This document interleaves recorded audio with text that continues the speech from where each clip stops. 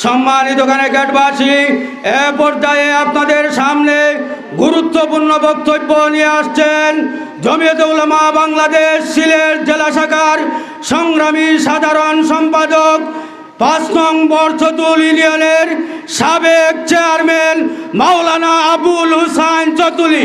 বক্তব্য নিয়ে আসছেন মাওলানা আবুল হুসাইন চতুলি।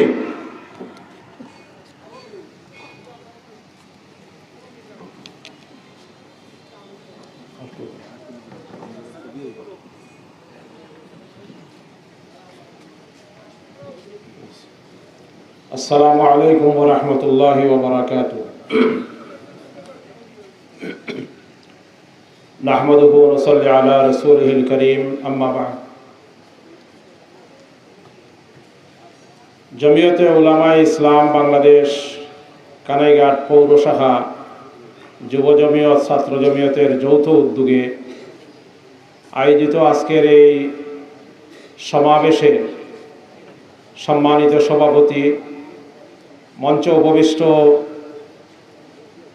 জমিয়তের নেতৃবৃন্দ, ওলামায়ে কেরাম, বাজারের ব্যবসায়ীবৃন্দ, সর্বস্তরের তৌহিদি জনতা, প্রিয় সাংবাদিক ভাইরা, আইনশৃঙ্খলা বাহিনীর সম্মানিত সদস্যবৃন্দ, বক্তব্যের শুরুতে সবাইকে আন্তরিক মোবারকবাদ এবং শুভেচ্ছা জ্ঞাপন করছি। প্রিয় কানাইঘাটবাসী, আমার বক্তব্যের শুরুতে জন্মভূমি কানাইঘাটবাসীর পক্ষ থেকে আন্তরিক মোবারকবাদ এবং শুভেচ্ছা জানাচ্ছি সারা বাংলাদেশের জমিয়তে উলামায়ে ইসলামের কাউন্সিলর বৃন্দকে, যাদের অকণ্ঠ সমর্থনে জমিয়তের উর্বর ভূমি, জমিয়তের গাঠি কানাইঘাট থেকে জমিয়তে উলামায়ে ইসলাম বাংলাদেশের কেন্দ্রীয় সদর নির্বাচিত করেছেন।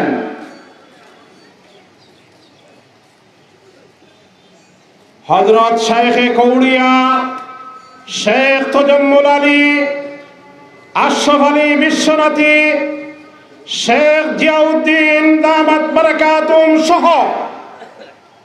এই জমিয়তের নেতৃত্ব দিয়ে গেছেন সিলেট থেকে।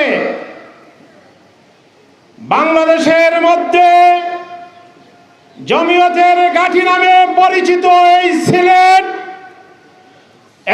সিলেটের মধ্যে জমিয়তের গাঠি হিসাবে প্রমাণ করেছে ইতিমধ্যে কানাইঘাট।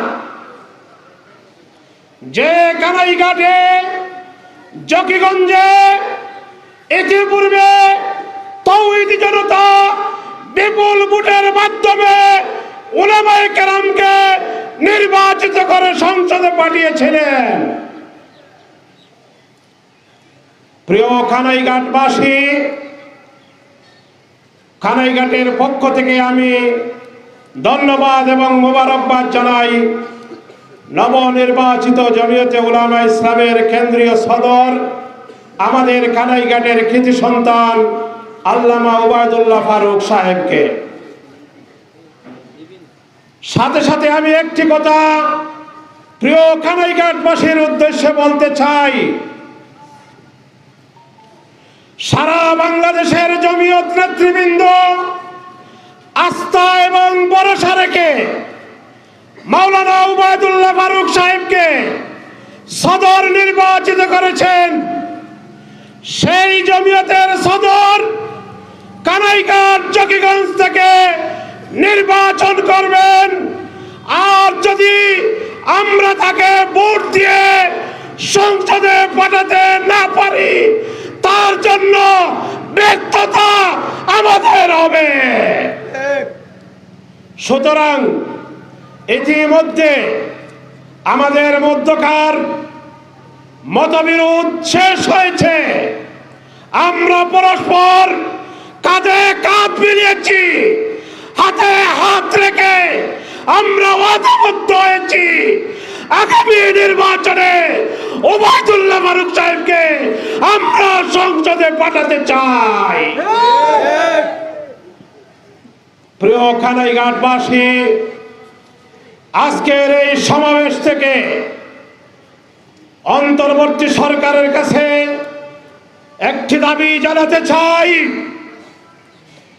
এই বাংলাদেশে অন্তর্বর্তী সরকার গঠিত হয়েছে কোন গোষ্ঠীর অবদানে নয়, কোন রাজনৈতিক দলের অবদানে নয়।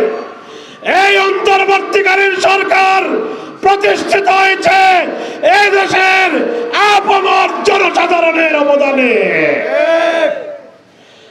আলেম ওলামা, তাওহীদি জনতা, রাজনৈতিক নেতৃবৃন্দের রক্তের উপর দিয়ে এই সরকার অধিষ্ঠিত হয়েছে। সুতরাং আমরা লক্ষ্য করছি এই অন্তর্বর্তী সরকারের মধ্যে এখনো নাস্তিক মুরতাদরা গাঁটটি মেরে বসে আছে। এই নাস্তিক মুরতাদের আস্ফালনে আজকে ইসলাম বিরোধী, কুরআন সুন্নাহ বিরোধী নারী উন্নয়ন নীতিমালা প্রণয়ন করা হয়েছে। আমরা এই নারী উন্নয়ন নীতিমালা সংস্কারের নামে ইসলাম বিরোধী যে নারী নীতিমালা করা হয়েছে অবিলম্বে তা বাতিল করার জন্য অন্তর্বর্তী সরকারের কাছে জোর দাবি জানাচ্ছি।